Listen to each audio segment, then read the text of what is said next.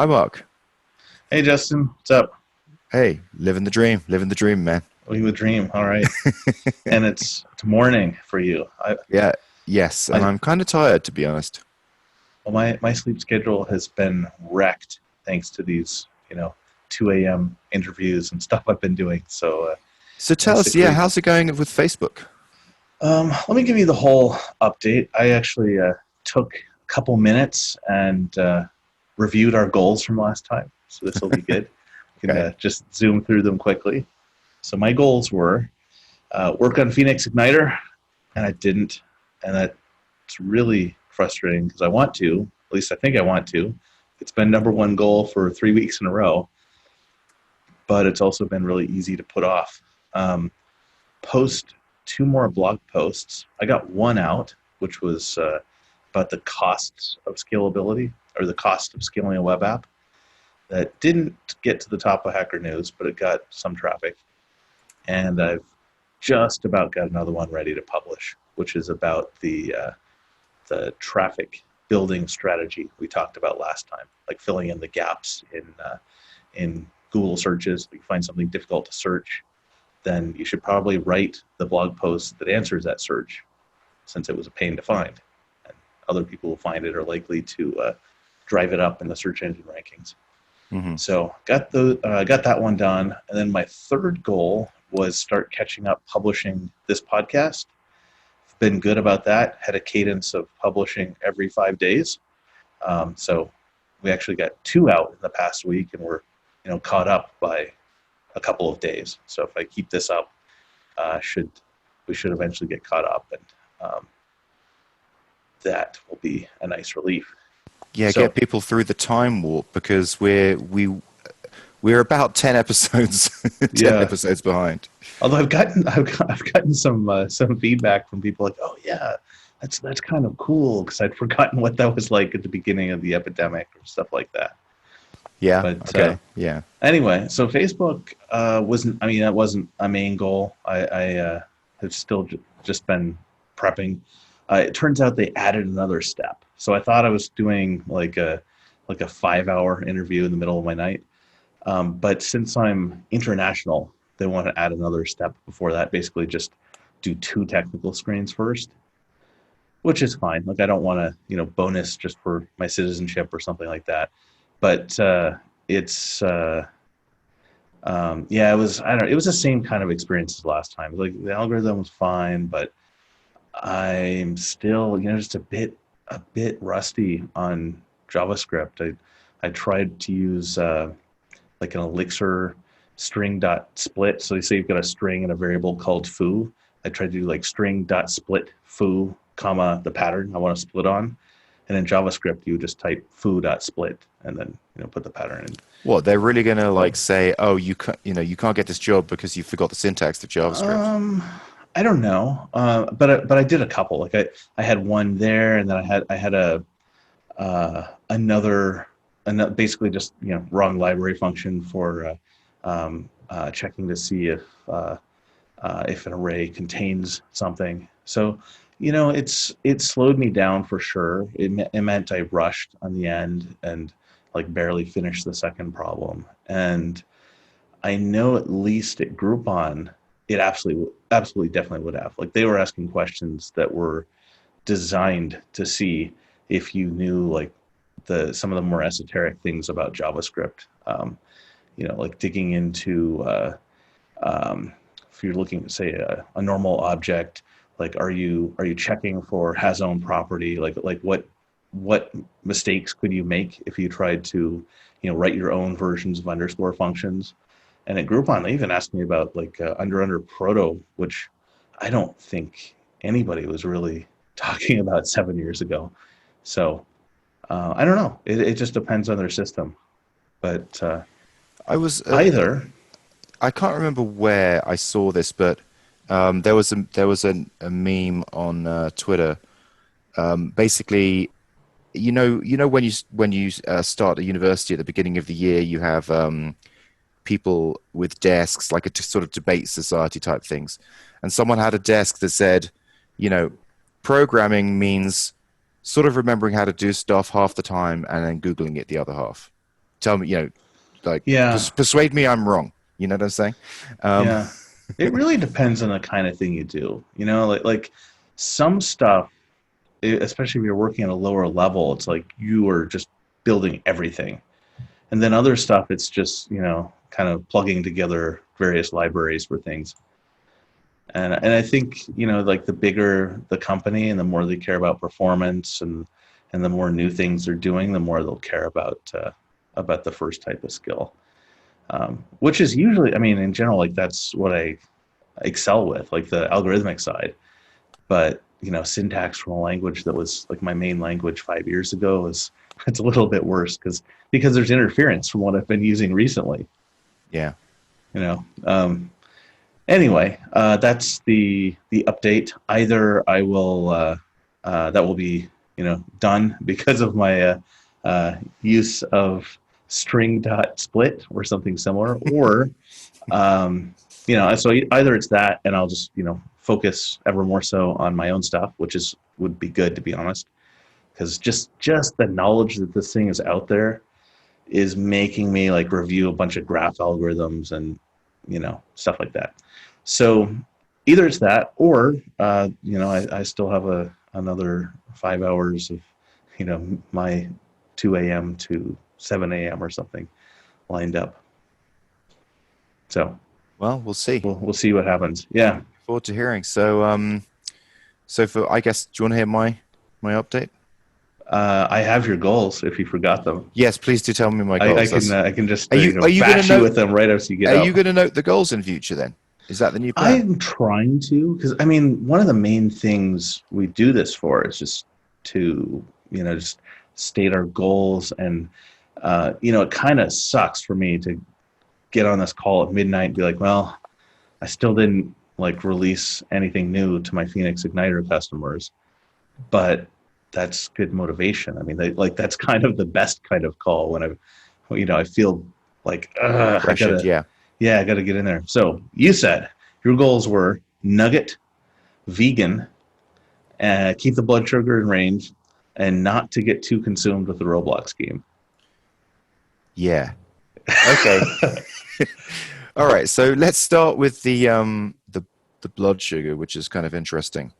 Um, I I'm not sure how I've done with the blood sugar because they sent my health insurance company sends me these three sensors, and the way that you Mm-hmm. put the continuous glucose monitor into yourself is it has this I'm just showing Mark right now this thing about this big, and you basically put it on your arm, and you press it, and it shoots the needle in and pulls it out real quick, and then leaves. I guess it's some kind of like plastic type of string thing inside your skin, and that's But how really small. yeah, really small, but it's about this. It's about like an inch long, Okay. maybe half an inch long. And like a Sort of, string. it seems very, it seems like a some kind of membrane, Okay. and then there's the whole thing goes around a sticky patch. So it's this quite big thing. Anyway, so we were on vacation the week before with grandma, and the delivery came, and I guess it was sitting out in the hot baking sun for quite a few Oh. days. So I went to put it in, and it went, but then the recoil spring, obviously the sun had basically made it not work.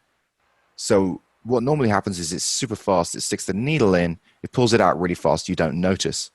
But now the needle, this giant needle just goes into me, and it's just like left in me.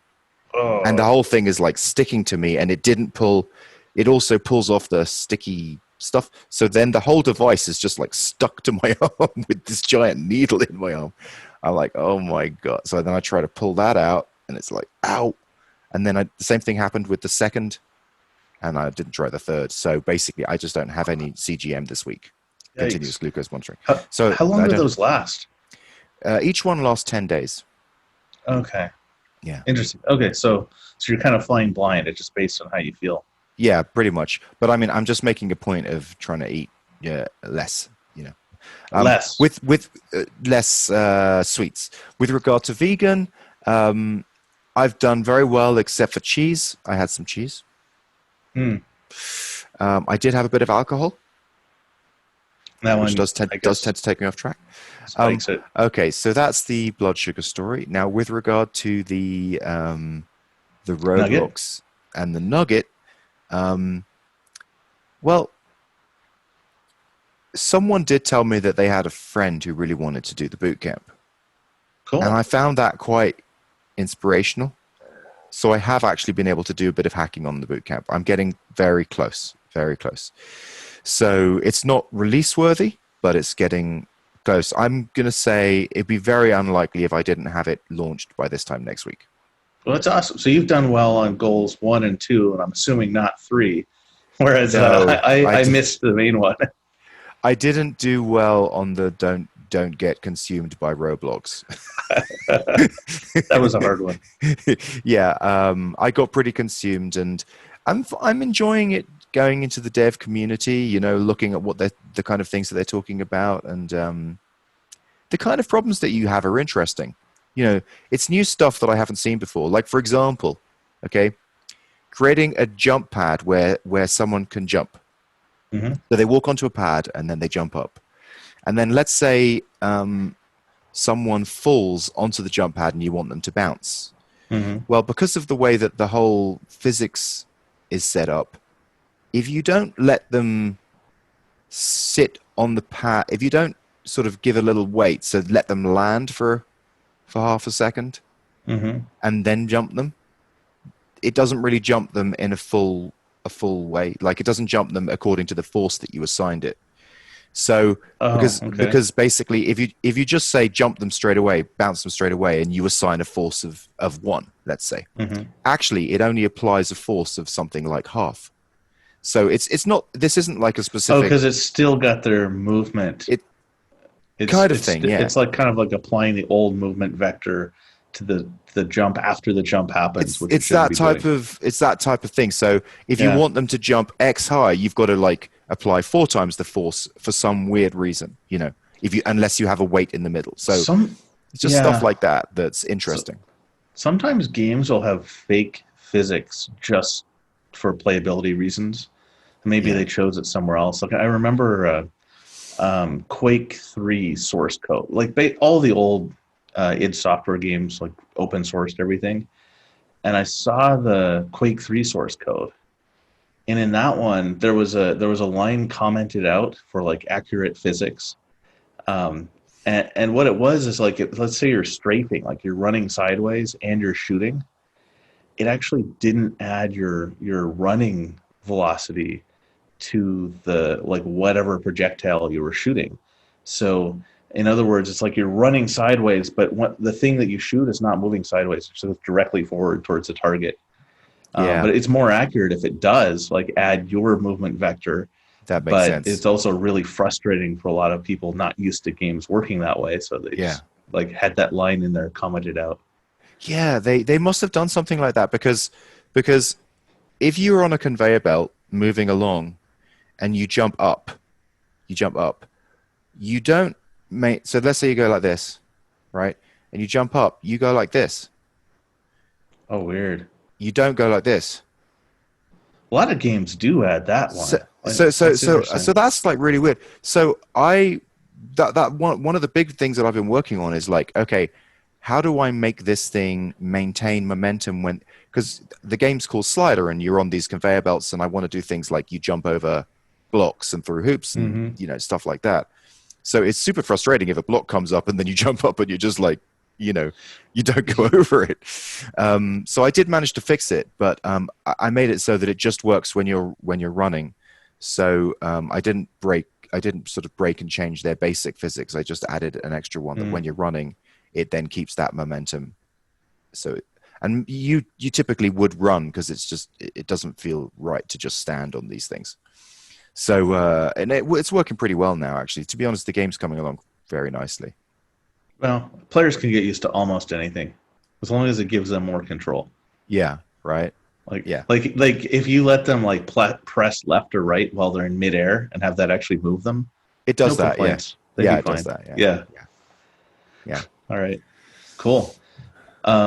So I had a few topics I was thinking of. Okay.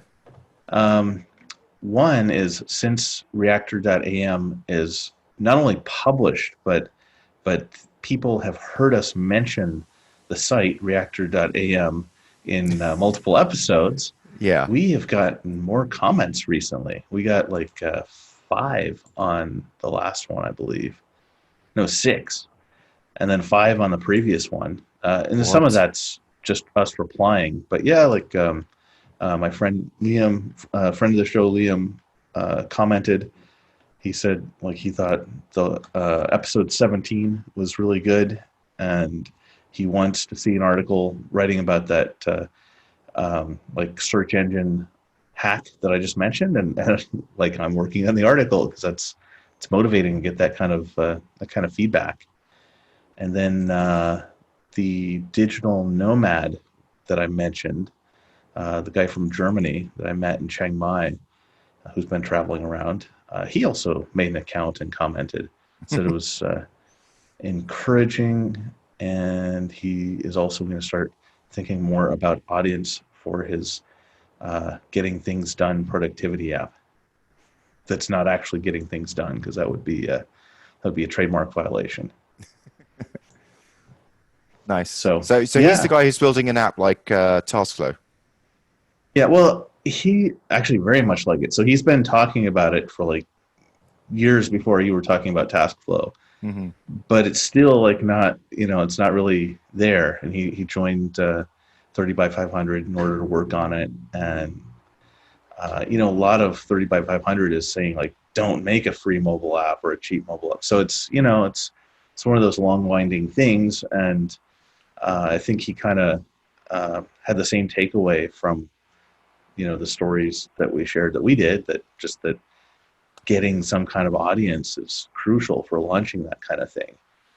And the Android Play Store won't give it to you authentically in 2020, or I mean organically in Organically. 2020. Yeah. Organic is that sounds like uh, a very cool word.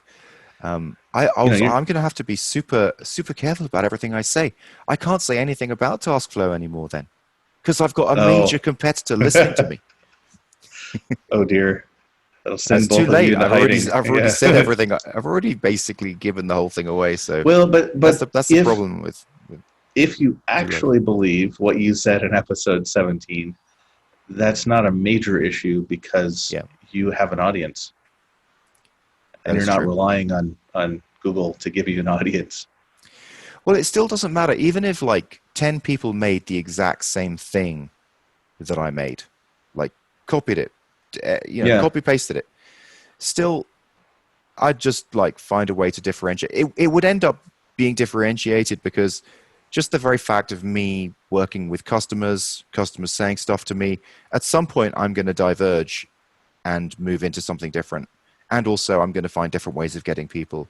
So at the end of the day, yeah, now, if it's something like, I was thinking about this, if it's something like Tesla, like, electronic cars, just cars in general, I mean, competition is like such a big deal.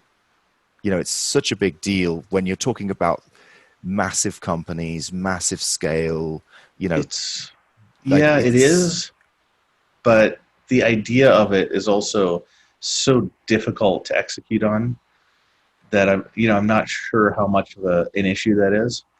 well, I was just reading a great analysis of how Musk deals with competition. So there has been several times when competition comes in and looks very promising and starts to take some of the mind share from Tesla. Like Rivian, Rivian came in with the truck, okay, and I don't know whether it was by design or by accident, but then the Cybertruck comes out, and it's like no one's talking about Hmm. Rivian anymore, and then the I'd same never thing's even happened a heard of few them. times. Yeah, Yeah, I'd never no, even heard of Rivian.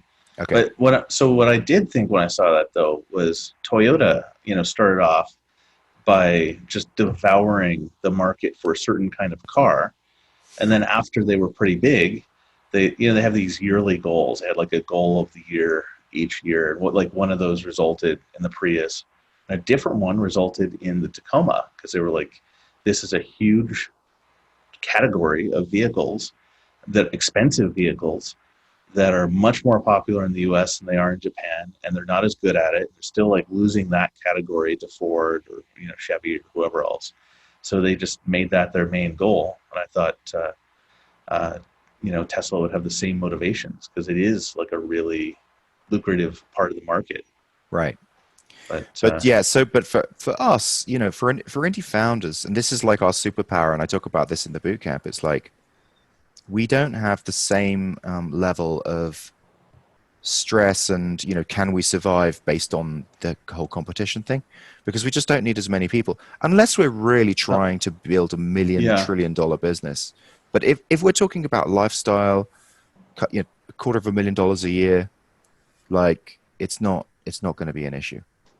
well, one thing I'm not at that level yet, but one thing that did motivate me, or not motivate me, but one thing that gave me an idea was Liam wrote on that same episode, reactor.am/podcast/17, said that he'd gotten demotivated doing his mastermind podcast, which is very similar to ours with his friend Ben in Australia. It's called Create Your World Podcast. I listened to all of the early episodes. I think maybe he's taking a little different direction right now, but it was I don't think there was anything bad about the content, but he was like, we weren't really growing the downloads, so I lost motivation. And I was thinking it's a completely different situation with us because you already have a huge following from texting and your other products, and I already have a YouTube channel with thousands of subscribers from Alchemist Camp. So we could have done just about any kind of podcast, and there'd at least be people that would listen to the first episode. Yeah, well, I've got a couple of things to say to that. One, um, you know, I agree with everything you just said, and like whatever audience we get here, it's just kind of gravy. It's not foundational for us, which is great, It's true. which is That's really so we don't have the nice. same goal even. Yeah. It's a gravy audience, which is fantastic because it makes us much less stressed about this show. We do it with or without an audience. In fact, we've said that we don't Right. mind if it's Right. just two people. But the other thing is, the texting audience isn't huge. It's It's not. no, it's not. No. We've got. I mean, I think we've got about 2,000 people. I mean, I don't think that's huge, and that's 2,000 downloads. I mean, whether that actually equates to 2,000 listeners is very, very Oh, unlikely. that's like per episode, Yeah, yeah, and you're hosting the file yourself yeah. Well, no, through SoundCloud. through SoundCloud. Okay. Yeah. Okay. No, we peaked at about 2,000, and it's something now for Jason and myself. That's a bugbear on texting. We're like, why isn't it 10,000? You know what I mean? So in that episode in that podcast where that was one of our main goals, was to keep growing, and we were frustrated that it just just capped out. But I think the reason why it capped out was because we stopped doing the strategy that was working to grow it, and the strategy was bring on very interesting guests, and Right. so you pick up some of their following, and you're in the middle of the zeitgeist, and that strategy works, and we stopped doing it. Yeah. Well, and your guests like retroactively became interesting. Like you Yeah, had so many guests that later became billionaires. Like I know, it's crazy. I We picked the like good ones. yeah, Patrick Collison, Travis Kalanick, James Altucher. I don't know how wealthy he is, but he's like very very famous now, Yeah, and wasn't nearly so much so back then. Yeah, Derek Sivers, like you just person after person after person that would be kind of tough to get in touch with. I think you yeah. had like Jessica Ma in there, like It's Jason. I mean, Jason's yeah, just really good at picking people who like, oh yeah, they're interesting, and they're he'd doing just something reach out to interesting. them and set it up. Yeah, so he's responsible for that. I appreciate that. Yeah. In any case, like all I agree. Like if you want to grow something, and you don't have I think if you weren't doing that strategy, or even if you were, there's a Matthew effect. I don't know if you've heard of that one. It's from I think it's from a Bible verse actually, something like from those who have everything, or from those who have nothing, more will be taken. Those who have everything even more will be given, something along those lines. And it's basically just the momentum that you get from success in something. So if you're doing something with some level of success, you'll get more help from people that want to meet up with you, which will help you learn more and get to another level of success. And you can, say, you've got, X number of listeners on your podcast. That makes it easier to get a more interesting guest on your podcast. And it just and then after you've gotten that interesting guest, you can tell the next person, like, well, we had, Patrick Collison on our podcast before. And then they'll be like, oh, really? Well, Hmm. I'll go on that podcast. Oh no, we're to the point Like, where I'm sorry, I don't want to. So I know I'm interrupting you, but I just thought I'd tell you this. Um, Gabriel Weinberg, right. in his traction book, listed Texting as one of his key podcasts where he spoke to influencers. So we get like at least 2 times a week pitched for someone to become a guest on our show.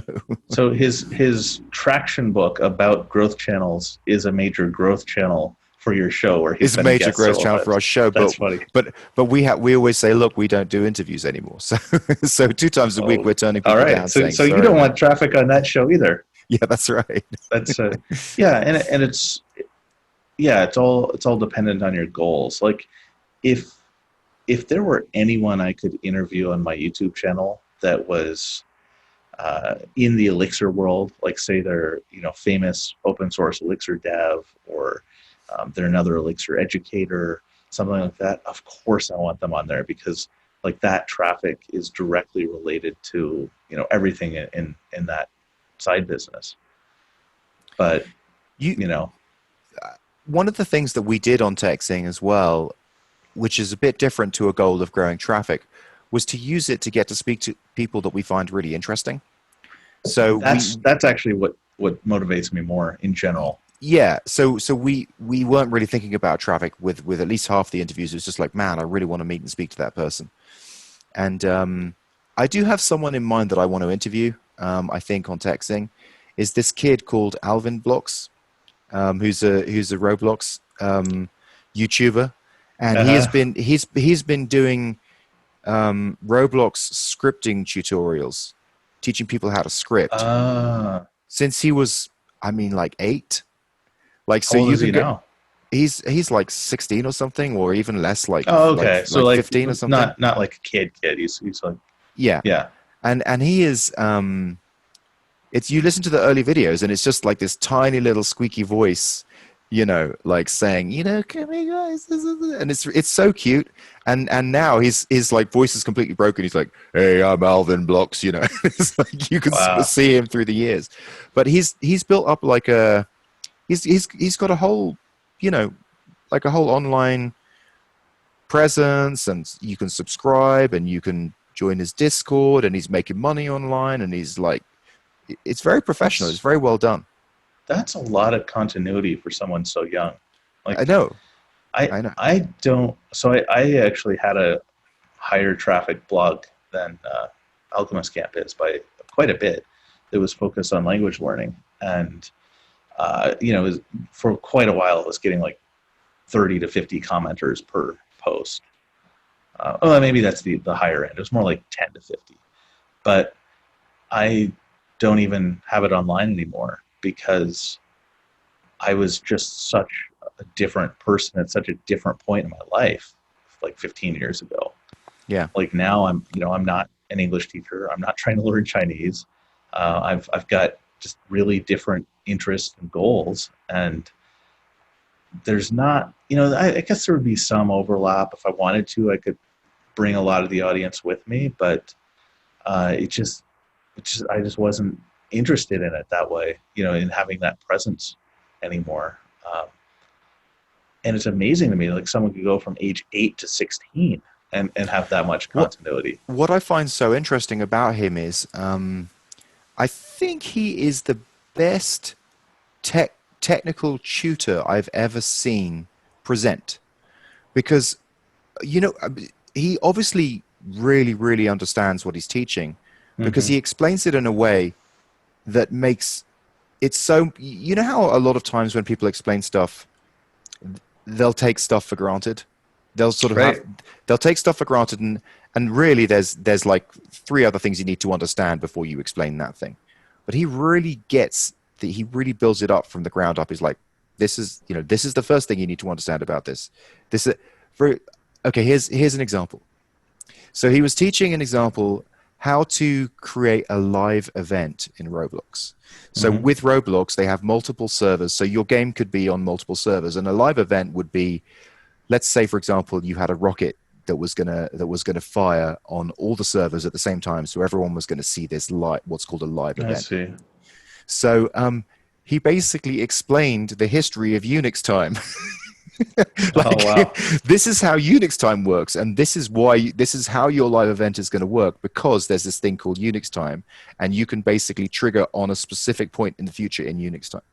Like, That's that's what I'm interesting. talking about. It's Yeah. like someone who really explains it. Yeah. So he's a good teacher as well as being kind of uniquely consistent, as you say. I mean, that's a hard thing to do, especially with some topics like actually a lot of math related things. Like I Yeah. remember I was taking an abstract algebra class many years ago, and I went from like not understanding something to not understanding how anybody wouldn't understand it in like a week.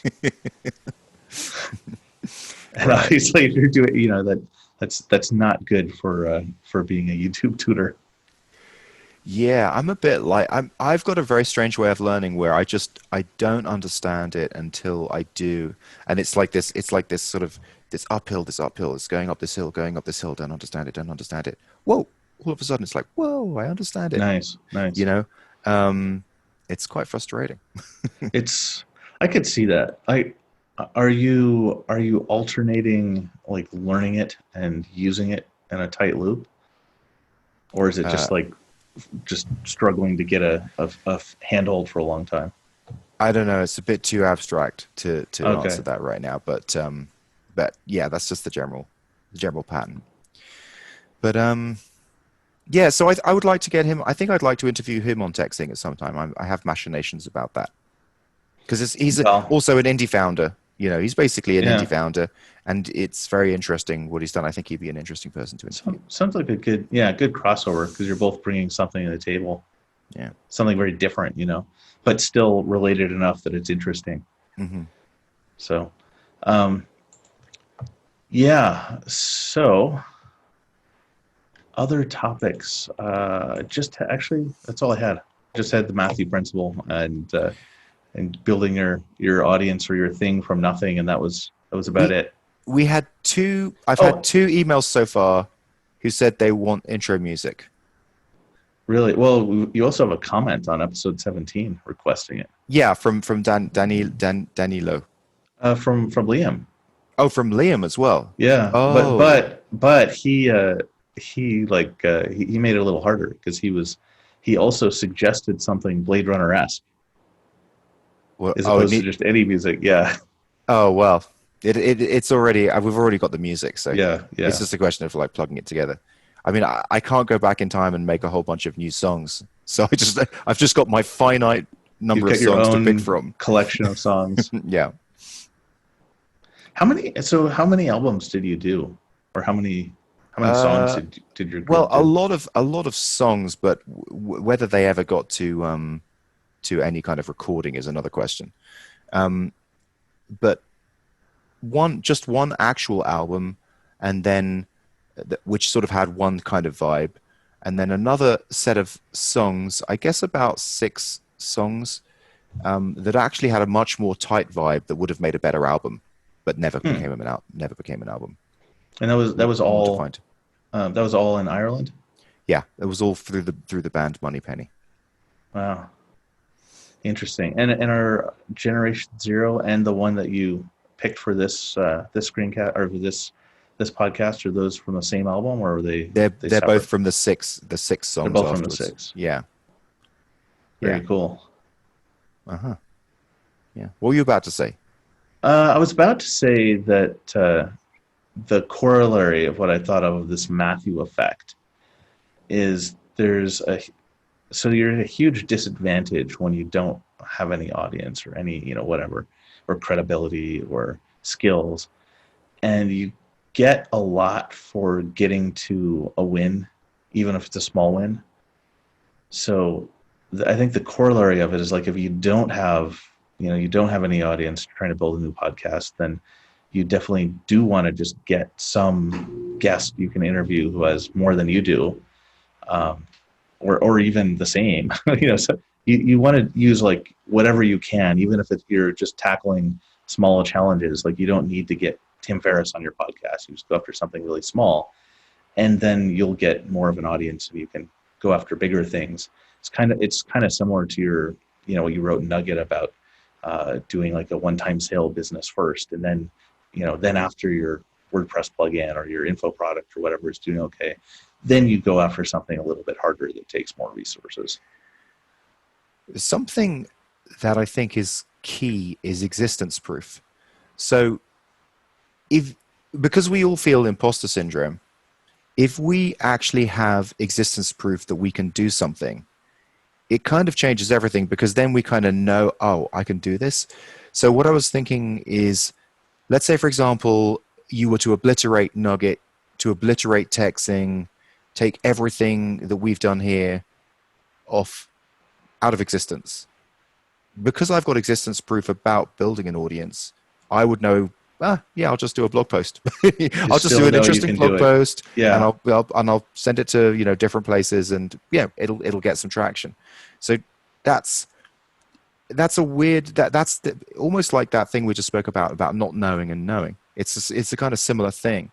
It's like you get to this place where you know that you can do it, and so all the people who don't know how to build an audience and think that they can't build an audience just need to cross that chasm and build the audience, and then they will know, now I know how to build an audience.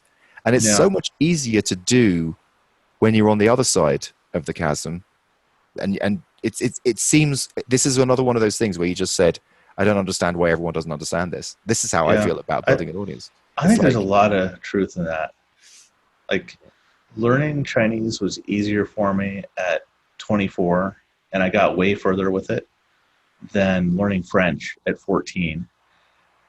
And my French is still horrible. Like, I just survived high school, and that was it. And the whole reason it was so much easier, even though Chinese is obviously way less related to English, has a kind of challenging writing system, is that I knew I could learn a language. And like, even now, like, even if somehow like the languages I've learned were wiped from my mind, I would still have the confidence that I'm capable of learning them. Yeah. And, I could go to, somewhere else and start learning whatever. So what is the takeaway from this? The takeaway is just fucking do it. Just do it. Just get stuck in and start building that audience. That's what the takeaway is. Also, I think the other takeaway is just getting a small win is way better than getting like 10% of a big win. Oh yeah, for sure. Like get something done. It's like, make it like releasing a bad clone of Tetris is way better than like, working really hard on a 3D shooter or like a real-time strategy game and not getting it finished. You know what? By the time you see this recording or hear this, you will be able to go to nugget.one and sign up and go through the boot camp and join the Nugget Slack and tell me and Mark about your struggles and what's holding you back. And we'll tell you, just fucking do it. All right. Now that is a good pre-commitment, because I'm publishing these faster when this one is out. If that is not ready, people go there. It will be ready. It has to be ready. It has to be ready. It will definitely be ready. This is what your friend Gabriel Weinberg would call a forcing function. Yeah. It will be ready for sure. But I mean, no, seriously, at the rate you publish these things, I've got another couple of months. We'll see about that. You do a really good job with the show notes, by the way. I just want to say that. Appreciate that. Like I like the Oh, detail, happy to and help. yeah, it's good. You know, the biggest hack in the world was just realizing I can listen. Like, we're not talking that fast, and we have some pauses and so forth. I can listen to this at like 3.5x, sometimes 4x, Hmm. and that makes it just so much just less painful to go through it. Like, I don't want to spend like an hour to go through it, but I'm spending like 15, 20 minutes. It's nothing, and it like reloads everything in my mind. If there's a part I want to write in show notes, I'll just go back there and play it at normal speed, and it's a great experience. Maybe Jason should do that. I don't know whether he listens, whether he does it single speed. There is one bad side though. Now, when I hear either of us talking, I'm kind of like, oh, come on, just like move a bit faster. So You're expecting our voice. You're sort of trained yeah, in your mind. You yeah, yeah. I'm like, is that all you? Like, come on, like I need more input. Like, come on. That's funny. It's a real risk. Although, I mean, the worst would be people who never talk to either of us and listen at 2x all the time or 3x, I couldn't and then listen. meet one of I us. I couldn't listen to a podcast at anything other than zero because I feel like you miss Zero. out. One, just Okay, one. zero. Like, As it in just doesn't. zero It's enhancement. paused. It's paused. Because like I just feel like you'd miss out on so much nuance of who the person was. You know. Maybe. Um, I may have done that with texting, 'cause I think I probably listened to like half of one episode before putting it at 1.7x, and then never went slower. So you did. So basically, texting was informational for you. It wasn't about personality. Well, it kind of was. Like, there was a lot of personality stuff because you were talking about, um, And that comes through at individual 1.75. kids that were in math academy and their Yeah. struggles, and like all of Jason's stuff about um, bribing Colby to learn his Dolch sight words, and it's like not bribing him to read, because then when you take the bribe away, the incentive to read would disappear. Just bribe to do the thing that scaffolds the reading, and then take it away, and then no need to drill the Dolch sight words. But with that scaffold, like, reading has become easier and more fun. Like, all of that stuff, it was just like, I don't have a kid, and I'm not. I mean, I am interested in um, language teaching, and I've like thought of all of these same kinds of things. So I guess there's some of that, but most of what I got, as I said before, was just this little pointillist overview of 10 years, just spread out in these conversations. So yeah, I think it does come through. I'm sure there's a limit. Like, if I'm pushing the absolute limit of what I can understand, then no good. And also, like, when I'm jogging, in listening, like, I won't go over 1.5, because then I just miss too much. Too much stuff. Yeah, yeah, Um. All right. So what goals do we have? Do you want to? Let's do goals. yeah. All right. So my first goal is a little bit meta. I It should be work on Phoenix Igniter, because that was my goal last time before that. My first goal is I'm going to pay attention to my, like, how I'm, or what I'm thinking and how I'm feeling when I try to work on Phoenix Igniter, and try to figure out, like, what's slowing me down there. And I do really want to get some stuff done, because I've got a bunch of fixes that I've already coded that I just haven't Can haven't I just released yet. stop you So there? yeah. What was that thing that I just read and said to myself? Where is it?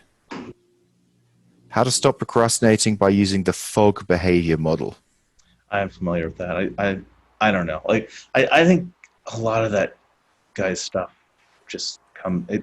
I know it's a Stanford professor, but his whole, like, just floss one tooth advice, like, that just always seems stupid to me. Like, when I first read that, I was like, well, this is even motivating. I'll let, like, all but one tooth rot. Like, Well, it's he's just basically such a just saying, transparent. just remind yourself why you want to do something. You know, Yeah. um, So I just sent it to you via line. So in this blog post, it's not saying anything about flossing one tooth. It's just saying, doing stuff is a combination of wanting to do it, being able to do it, and a trigger to do it. So like having the time to do it, Okay. being able to do it, and wanting to do it. And he's saying a lot of the time people can do it, and they have the time to do it, but they just don't have the motivation. And so to give yourself the motivation, remind yourself all the whys. Why is it That's yeah. important? Why is it That's important? that's reasonable. And that actually, so I have a counter recommendation um, Well, you're for not for in a BJ position to Fogg, make a recommendation. and You're the I one who's still not do. doing shit right now. You're right. You're right. But But anyway, go on. the willpower instinct, how self control works, why it matters, and what you can do to get more of it, by Kelly McGonigal, I found very useful. And she talks about willpower, won't power, and want power. And want power is basically what you just said. Yeah. So the strategy I'm taking is, I guess it's somewhat similar to that. I'm just like really going to try to be a little bit self-reflective and see what it is. Like, is it because I mean, maybe it's because I've just got this unrealistic idea in my mind if I need to release 100 perfectly synchronized things at the same time, and that's demotivating. So I think Phoenix that Igniter.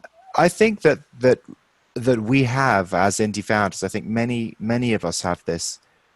There's some inbuilt like explosion mechanism that's like what's that word, self defeat, what's the phrase, Self-sabotaging. yeah, self sabotage about it.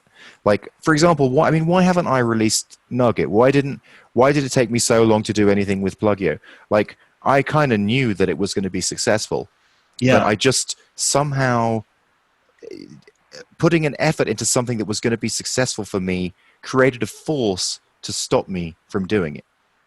You know what I mean? Yeah, yeah, and I think that's part of why momentum is so big, and why these conversations are good for me. It's uh, if we weren't doing this, I would probably be thinking like, yeah, I really got to get some stuff done for Igniter, but it wouldn't be like this front and center in my Yeah. mind, just this thing that I have to confront, or It's it'll come really up every reflecting week. it to you. It's really Yeah, reflecting yeah. it to you. And So that's anyway, that's the point of task flow. Task flow, its main goal is to reflect to you what you should be doing. Now, whether well, you make those decisions or not is up to you, but it's going to reflect it to you, and it's going to make it very clear to you, no, you are being a plonker and not doing what you should be doing. we'll see if you get at lunch first, or if our our German friend of the show Oh, with the now I'm in a initial F race. gets his Now done we're in a first. race. Yes. Oh, oh, All right. Uh, competition and a race. anyway, back to my goals. Number Okay, one sorry. Yeah. is work on Phoenix Igniter, and also like the meta examination of like why, what's causing friction. And number two is start my absent GraphQL series on Alchemist Camp.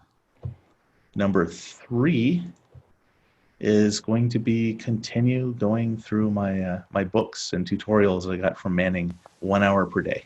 It's just 1 week. Yeah. You're going to get all that done in a week? I think I am. Yeah, because I mean, I just said one screencast and get unstuck on Phoenix Igniter. Get unstuck. Okay. Yeah, and I've been going, like, I like learning and I like going through tutorials. Like I've been doing maybe 2 hours a week or 3 hours a week on those specific ones I mentioned, even if I'm not being pushed. I mean, it's a little harder now since I finished the Rust and Motion series. So now I'm, giving myself like, an hour a day goal. Okay. Good Yeah. luck. So Good luck with those goals. that is the entirety. My goals are to get Nugget live, to get what I've got on my own system live. I think I'll be able to do that within a week. I think, pretty sure. Now, Well, I'm not going to slow down posting these screencasts. I'm not saying that it's going to be published to Product Hunt and stuff like that, but at least get it live so that I can get a few people testing out, because there's a few new features and functions that I've built in, so I want to make sure that they work. Because I told you I'm completely moving off of Drip, any email software platform. I'm just going to do it all myself, because there's just Oh, yeah, yeah, yeah. yeah. Not to interrupt, but No, do. if you give me the uh, like whatever keys I need for your transactional mailing system, I can have password resets and all that on reactor.am because the code's already there. Just need to hook it up. Now that's in relation to reactor.am. Yeah, yeah. Just so if someone So if forgets their so if I login, give they you my mailgun keys, is that what you're saying? yeah, I can send you a text and I'll just say like exactly which which things I need. I believe Okay. it's just an API key and that's all. Yeah, cool. Yeah. So you want that to go through the Nugget mailing system? And an address. I don't care. I mean, it can go through We whatever. should just create our own new Mailgun account. Okay, Yeah, new account. we'll do that. And I mean, it'll be fine. I mean, it won't cost us anything because Cool. you have to send like thousands of emails through Mailgun before they even charge you like 10 cents. Okay. Oh, so it's like all like Amazon SES levels. Yeah, yeah. Yeah. Um, so we'll do that. So then the second goal is to just not go overboard with any kind of food stuff. So just to generally keep okay. And then the third goal is for Roblox. I want some kind of beginning of a scoring system for the Roblox game. Oh, you have to come up with one. Yeah, I mean Interesting. they give you an architecture or whatever, but I just want some kind of basic concept, like actually sort of working. Very interesting. Yeah. All right. Sounds like a plan. All right, man. All right. Till next week. This is a good one. All right. Speak to you again. Cheers. Yeah. Bye. Later.